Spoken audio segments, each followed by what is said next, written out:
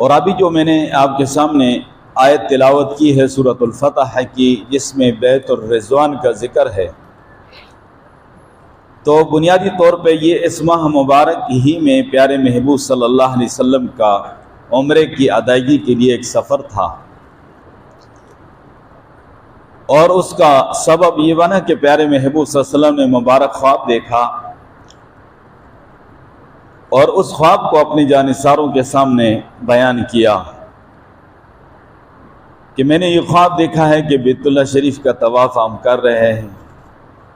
اور میرے ہاتھ میں بیت اللہ شریف کی چابی ہے، اور بعض لوگوں نے عمرہ کی ادائیگی کے بعد اپنے بال سر کے جو ہے اس کا حلق کیا ہے، اور بعض لوگوں نے قصر کیا ہے، یعنی بال چھوٹے کیے ہیں۔ اب نبی کا خواب جو ہوتا ہے وہ بمنزلہ وحی ہوتا ہے۔ عام انسانوں کے خواب میں انسان دیکھتا کچھ ہے اور اس کی تعبیر کچھ ہو سکتی ہے، لیکن نبی کا جو خواب ہوتا ہے وہ بمنزلہ وحی ہوتا ہے۔ آپ صلی اللہ علیہ وسلم نے خواب بیان کیا، صحابہ کرام کے جذبات تو پہلے سے مچلتے تھے بیت اللہ شریف کی جدائی میں، اور تقریباً 6 سال ہو چکے تھے کہ بیت اللہ شریف کا دیدار وہ نہ کر سکے تھے، اور یہ فطری بات ہے کہ انسان کو اپنے وطن سے، اپنے آبائی علاقے سے محبت ہوتی ہے،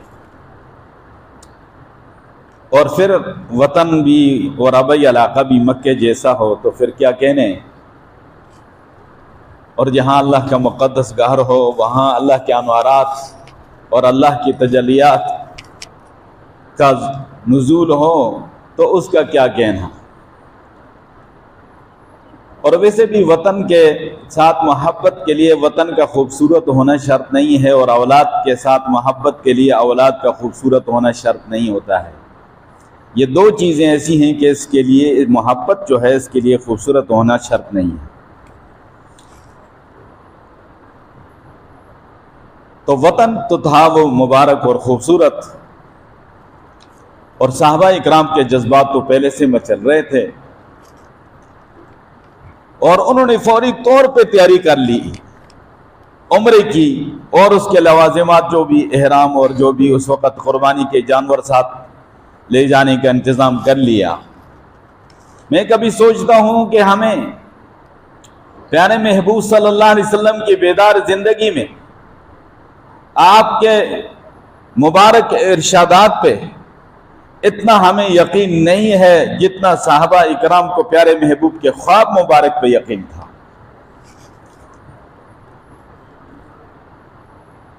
آپ صلی اللہ علیہ وسلم نے دیکھا وہ سارے تیار ہو گئے ہیں، فرمایا کہ خواب کی تعبیر یا خواب کی تکمیل اور مکمل ہونے کا وقت، اس کا تعین تو اس میں نہیں ہے۔ آپ لوگ تیار ہو چکے ہو، چلو میں بھی تیار ہوتا ہوں، اور تقریباً 1400 جانثار تیار ہو گئے۔ یہ بات میں ایڈوانس ہی عرض کر دوں کہ آگے جا کر جو صورتحال پیش آنی ہے، اور عمرے سے آپ کو روکا گیا اور حدیبیہ کے مقام پہ، تو اس سے پہلے میں بتا دوں کہ آپ کے ذہن میں یہ بات آ سکتی ہے کہ اللہ تبارک و تعالیٰ اپنے پیارے محبوب صلی اللہ علیہ وسلم کو پہلے فرما دیتے کہ اس سال یہ عمرہ نہیں ہونا، اس سال آپ کو بیت اللہ شریف میں داخل نہیں ہونے دیا جائے گا، آپ اپنے 1400 جانثاروں کے ساتھ اتنا پر مشقت سفر نہ فرمائیے گا۔ لیکن اللہ تعالیٰ نے پیارے محبوب صلی اللہ علیہ وسلم کو کوئی اطلاع نہیں۔ اس کی وجہ یہ ہے کہ اللہ تعالیٰ نے کچھ چیزیں ظاہر کرنی تھی، اور یہ مبارک سفر ہوا تو صلح حدیبیہ ہوا، یہ مبارک سفر ہوا تو بیت الرضوان جو ہے وہ عظیم بیت ہوئی جس کا قرآن میں ذکر ہے، یہ مبارک سفر ہوا تو اللہ نے پیارے محبوب صلی اللہ علیہ وسلم کے 1400 جانثاروں کو اپنی رضا کا دائمی سرٹیفکیٹ عطا فرما دیا، یہ سفر ہوا تو حضرت عثمان غنی رضی اللہ تعالیٰ عنہ کی شان دنیا کے سامنے واضح ہو کر آ گئی، اور یہ سفر ہوا تو مسلمانوں نے حدیبیہ کے مقام پہ پڑاؤ ڈالا، اور حدیبیہ کا نام روشن ہوا، پیارے محبوب کے قدم پڑے، آج ہم حدیبیہ کے مقام کا احترام کرتے ہیں، اور وہاں کئی معجزات ظاہر ہوئے، اور مشرکین کے ساتھ جو ہے وہاں پر باقاعدہ مکالمہ ہوا، مذاکرہ ہوا اور سفارتی جو ہے مہم کا آغاز ہوا، تو اس میں کئی خیری تھی اور اللہ نے اسی صلح حدیبیہ کو فتح مکہ کی بنیاد بنا دیا۔ صرف 1 سال کے بعد اللہ نے مکہ کو فتح کر دیا۔ یہ میں آپ کو ایڈوانس بتا دوں۔ تو ہر بات میں اللہ کی حکمتیں ہوتی ہیں، اور کئی دفعہ اللہ تبارک و تعالیٰ بتلاتا ہے اپنے پیارے محبوب کو، کئی دفعہ نہیں بتلاتا، اور انسانوں کو پتہ نہیں چلتا ہے کئی دفعہ۔ تو آپ نے جب اپنے سفر کا آغاز کیا تو مقام اسقلان تک آپ پہنچے، مکے اور مدینے کے درمیان، اور یہی سفر تھا جہاں آپ صلی اللہ علیہ وسلم مقام ابوا میں اپنی والدہ محترمہ کی قبر مبارک پہ تشریف لے گئے تھے، اور اپنے 1400 جانثاروں کے ساتھ اس قبر پہ حاضری دی، اور آپ نے دعا فرمائی، اور آپ کی آنکھوں مبارک سے آنسو جاری ہوئے۔ مقام اسقلان پہ آپ کے جو لوگ اس حوالے سے آپ کو اطلاع دینے پہ مامور تھے اور جن کی ڈیوٹی تھی مکہ مکرمہ کے حالات کے بارے میں، انہوں نے اطلاع دی کہ مشرکین مکہ تو باقاعدہ جنگ کے لیے تیار ہو چکے ہیں، اور کسی صورت بھی آپ صلی اللہ علیہ وسلم کو عمرہ ادا کرنے نہیں دیں گے اور مکہ میں داخل نہیں ہونے دیں گے۔ آپ صلی اللہ علیہ وسلم نے فرمایا کہ اللہ کی حرام کی ہوئی چیزوں کے علاوہ کسی بھی چیز پہ مشرکین مکہ مجھ سے اگر صلح اور معاہدہ کرتے ہیں تو میں تیار ہوں اس کے لیے، لیکن اللہ کی حرام کی ہوئی چیز کے علاوہ کسی ہر بات کو میں تسلیم کرنے کے لیے تیار ہوں۔ آپ صلی اللہ علیہ وسلم نے اپنے جانثاروں کو فرمایا کہ راستہ چینج کر دو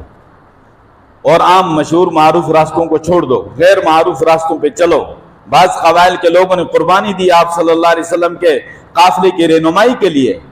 اور وہ دشوار گزار راستے اور پہاڑی راستے اور پتھریلی زمین، اور جہاں صحابہ اکرام کے پاؤں مبارک زخمی ہو گئے۔ مشرکین مکہ نے جو عام مشہور راستے تھے وہاں پر ناکے پہ اپنے لوگوں کو بٹھا دیا تھا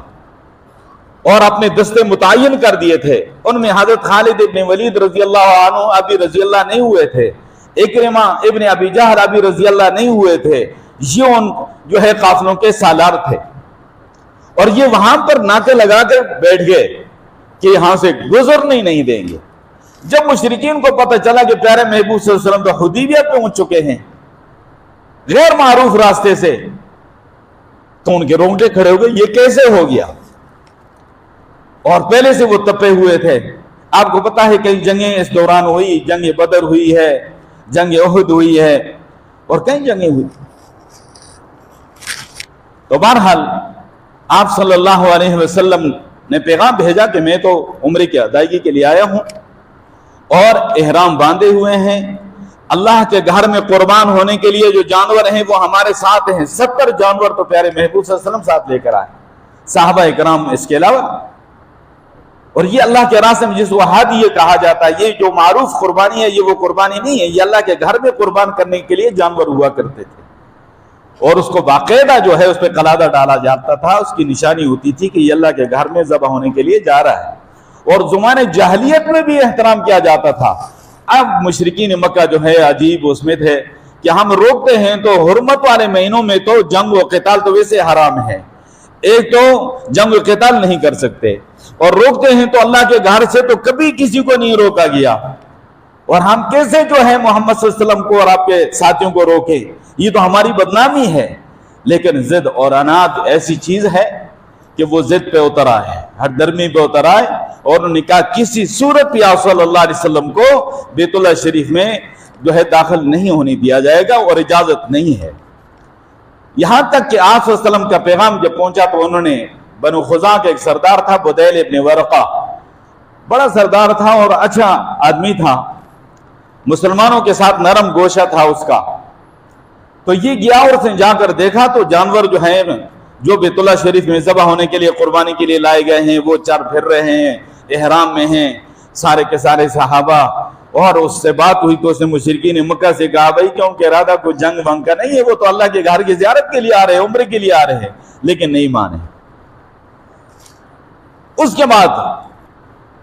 عروہ ابن مسعود ثقفی، جس کا میں گزشتہ جمعہ میں شاید ذکر کر چکا ہوں، یہ طائف کے سرداروں میں سے تھے، اور طائف کے پیارے محبوب کا جب سفر کا میں نے ذکر کیا تو یہ ثقفی خاندان کا بھی ذکر میں نے کیا، اور ابھی گزشتہ جمعے میں اس موضوع کو تھوڑا سا سمیٹ کر آگے بڑھ رہا ہوں ابھی. تو یہ عروہ ابن مسعود ثقفی جو بڑا سردار تھا اور ابو سفیان کا داماد تھا، اس میں ان کو بہت بڑا اعتماد تھا. تو اس نے کہا کہ تم لوگوں کو مجھ پہ اعتماد ہے، کہا کہ تم تو ہمارے باپ کی طرح ہو اور ہمیں اعتماد ہے. اور یہ بڑا تیز تراز آدمی تھا، اور اس کا مطلب یہ تھا کہ میں جاؤں گا تو میں اپنی تیز ترازی سے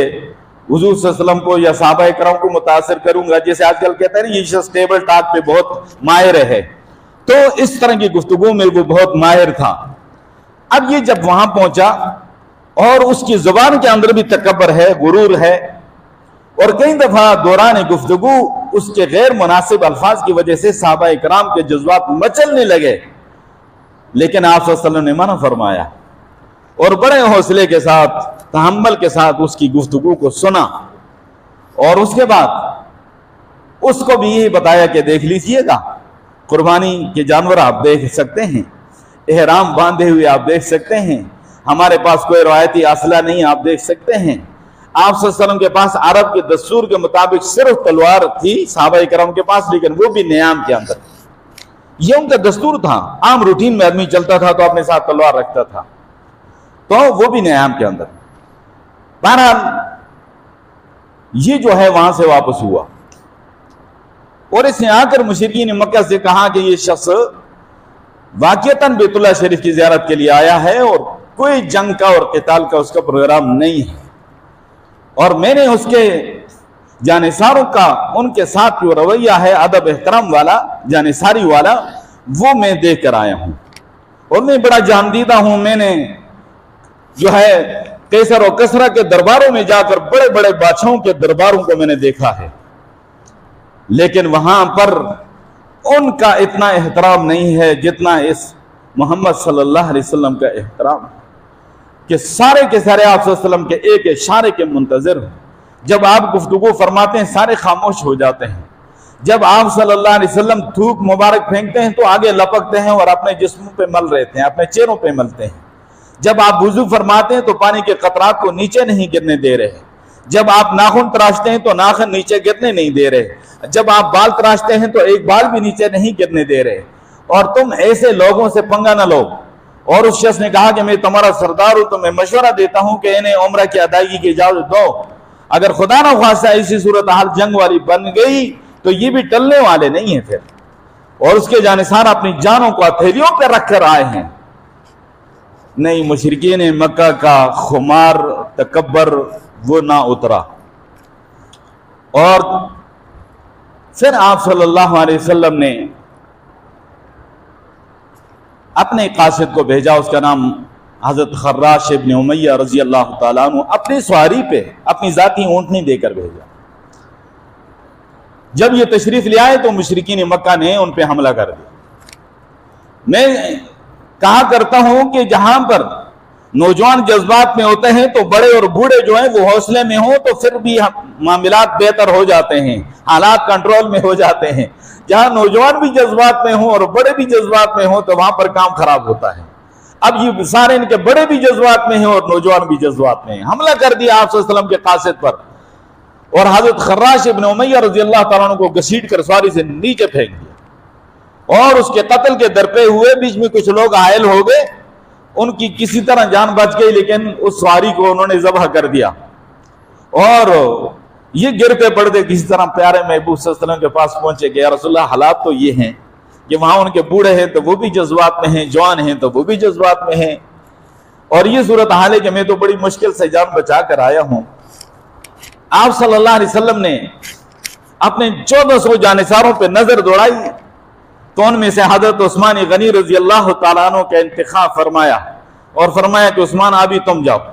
اور جا کر ان کے ساتھ میرے قاصد بن کر، میرا سفیر بن کر ان کے ساتھ مذاکرات کرو اور ان کو سمجھاؤ. حضرت عثمان غنی رضی اللہ تعالیٰ عنہ چلے، اور ان کے ان پہ احسانات بھی تھے، ان کا اپنا خاندان بھی تھا، ان کا اپنا ایک مقام تھا.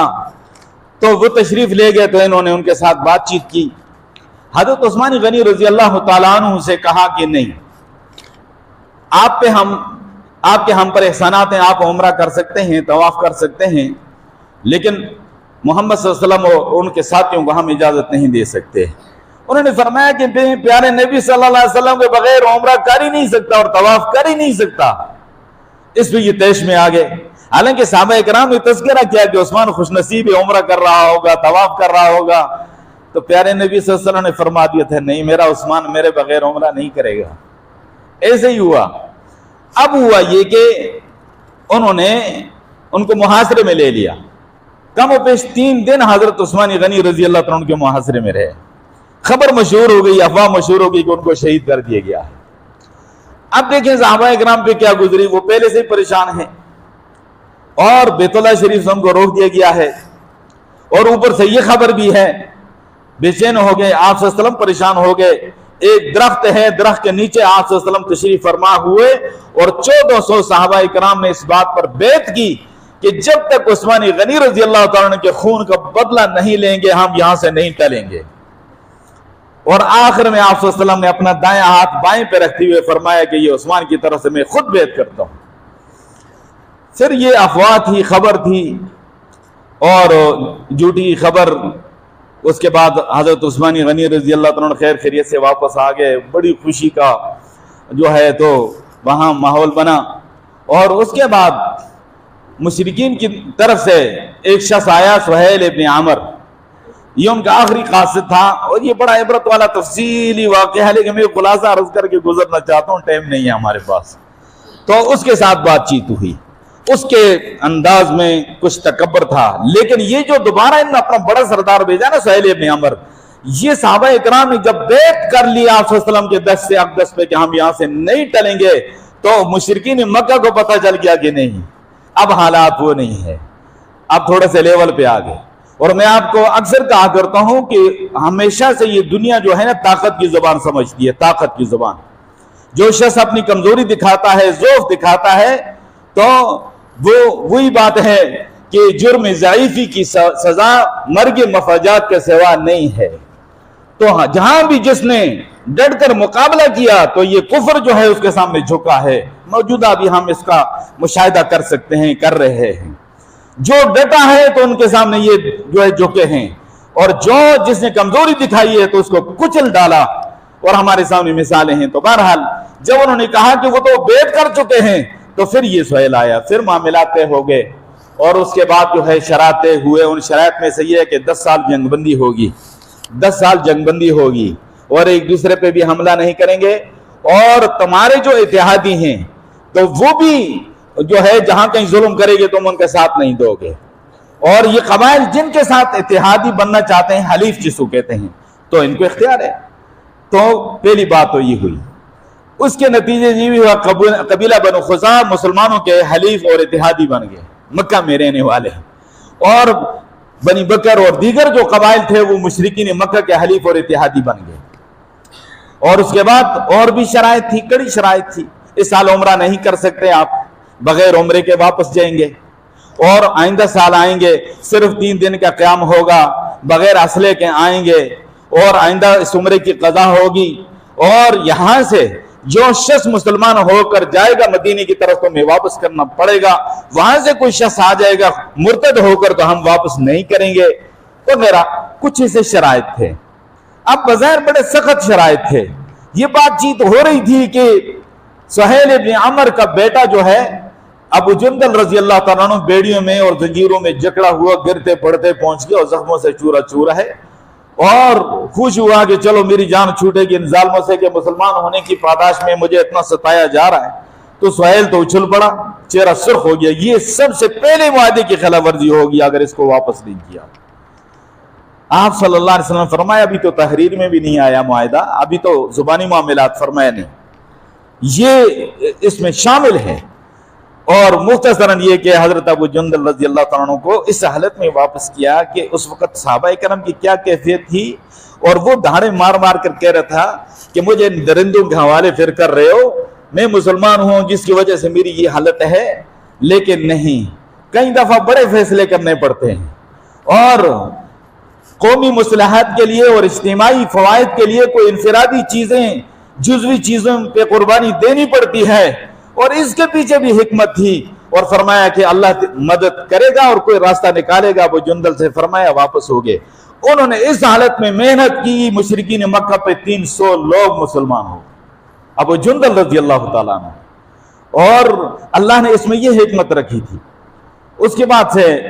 صحابہ اکرام نے دیکھا کہ اس حالت میں واپس ہوئے تو صحابہ اکرام بہت پریشان تھے۔ عمر فاروق رضی اللہ تعالیٰ عنہ نے کہا یا رسول اللہ صلی اللہ علیہ وسلم کیا آپ اللہ کے سچے رسول ہیں؟ فرمایا ہاں۔ کیا ہم حق پر ہیں؟ فرمایا ہاں۔ کیا اسلام سچا دین ہے؟ فرمایا ہاں۔ تو فرمایا یہ دب کر سارے معاہدے تو ہو رہے تھے، لیکن اوپر سے یہ جو ظلم ہوا ابو جندل کو اس حالت میں واپس کیا ہے، تو فرمایا عمر میں اللہ کے حکم سے فیصلہ کرتا ہوں جو اللہ کے حکم کا فیصلہ ہے، اور آپ دیکھنا اس کے بہتر نتائج نکلیں گے۔ خاموش ہو گئے۔ حضرت ابوبکر صدیق رضی اللہ عنہ کے پاس گئے، بہت جلالی تھے، تو ان کو یہ بات کی تو انہوں نے کہا کہ اللہ کے رسول نے جو کچھ فرمایا ہے اس میں خیر ہے۔ خاموش ہو گئے۔ اور اس کے بعد یہ واپس ہوا قافلہ، راستے میں تھے کہ سورۃ الفتح نازل ہوئی کہ انا فتحنا لک فتحا مبینا، پیارے محبوب صلی اللہ علیہ وسلم نے ہم نے آپ کو فتح مبین عطا کر دی ہے، اور آپ صلی اللہ علیہ وسلم نے جانثاروں کو خوشخبری سنائی کہ بظاہر اس صلح میں ساری کی ساری چیزیں ہمارے مخالف تھی، لیکن اللہ نے ہمارے موافق کر دی، اور یہ صلح انشاءاللہ فتح مکہ کی بنیاد بنے گا۔ 1 سال کے بعد مکہ فتح ہوا، اور اللہ کی قدرت کا کرشمہ ظاہر ہوا کہ وہ مشرکین کس طرح ذلیل ہوئے، اور پیارے محبوب فاتحانہ مکے میں داخل ہوئے، اور وہ چابی آپ کے ہاتھ میں آئی، آپ نے دروازہ کھولا ہے، صحابہ نے جناب علی طواف کیا، عمرہ کیا، حلق کیا اور قصر کیا۔ جب آپ صلی اللہ علیہ وسلم نے فرمایا کہ سارے کے سارے اپنی قربانی ذبح کرو اور جناب علی اپنے بالوں کے حلق کرو اور واپس ہو جاؤ، یہ کورونا والے سال میں ایسے ہوا، اور اتفاقاً میں وہاں پر تھا۔ اللہ کا لاکھ شکر ہے کہ میں تو عمرہ کی ادائیگی کر کے مدینے سے جا کے واپس آیا تو پھر بیت اللہ شریف بند ہوا تھا، تو اس وقت یہاں سے اور دنیا سے لوگ جو احرام کی حالت میں گئے تھے ان کو وہاں روک دیا گیا، اور وہاں پر وہ احرام والوں کو شرطے جو ہیں گلیوں میں سے دوڑاتے تھے جس طرح کسی چور کو دوڑایا جاتا ہے۔ ان کا یہ ذہن تھا کہ احرام باندھا ہوا کسی اور ملک سے آیا ہے اور یہ جراثیم کورونا کے ساتھ لے کر آیا ہے، اور لوگوں کو بھگایا جا رہا تھا۔ میں مکے کی ایک مقامی مسجد میں کبھی کبھی نماز پڑھاتا تو انہوں نے دیکھا یہ ہم بر صغیر کے لوگوں کو جانتے ہیں، ہندوستانی اور بنگال کے، تو وہ میرے ارد گرد آ گئے اور انہوں نے کہا کہ کیا حال ہے؟ میں نے کہا وہی حال ہے جو پیارے محبوب صلی اللہ علیہ وسلم نے صلح حدیبیہ کے موقع پہ فرمایا ہے، اور اس میں قیامت تک آنے والے انسانوں کے لیے بھی رہنمائی تھی کہ تمہیں روک لیا جائے تو پھر کیا کرنا ہے۔ تو میں نے کہا احرام سے نکلو، اپنے سر حلق کر لو، قربانی دو، جا کر جو ہے دم دو،